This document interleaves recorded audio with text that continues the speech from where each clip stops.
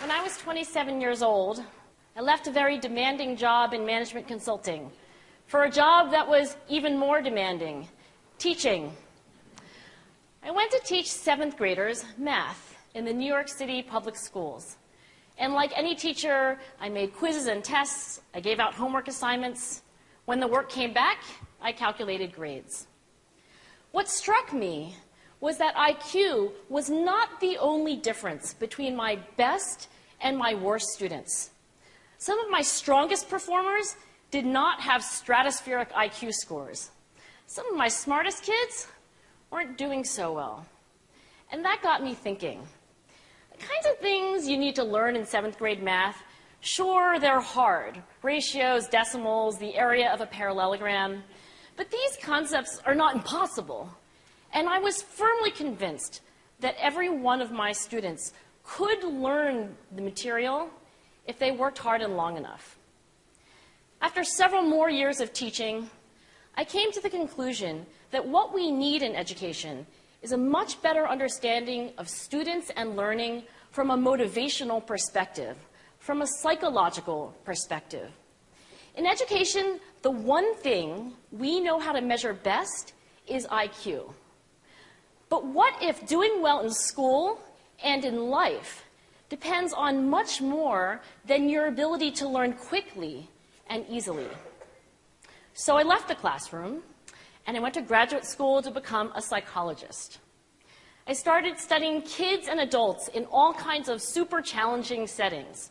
And in every study, my question was, who is successful here and why? My research team and I went to West Point Military Academy. We tried to predict which cadets would stay in military training and which would drop out. We went to the National Spelling Bee and tried to predict which children would advance farthest in competition. We studied rookie teachers working in really tough neighborhoods, asking which teachers are still going to be here in teaching by the end of the school year. And of those, who will be the most effective at improving learning outcomes for their students?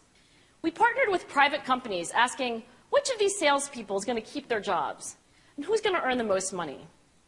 In all those very different contexts, one characteristic emerged as a significant predictor of success.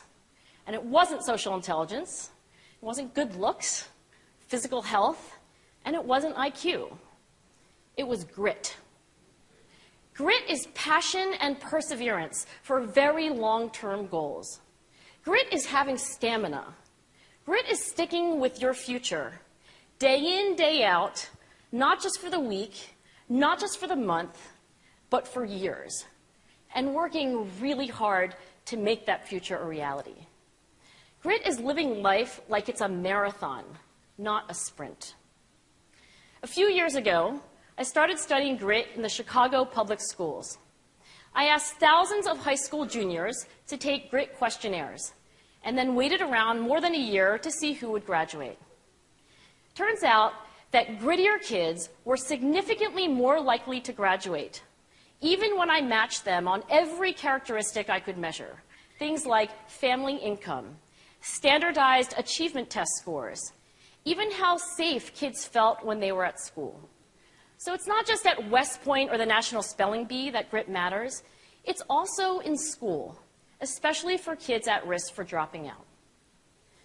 To me, the most shocking thing about grit is how little we know, how little science knows about building it.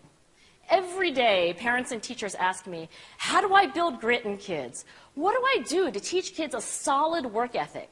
How do I keep them motivated for the long run?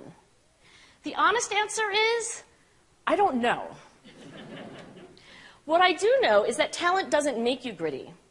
Our data show very clearly that there are many talented individuals who simply do not follow through on their commitments.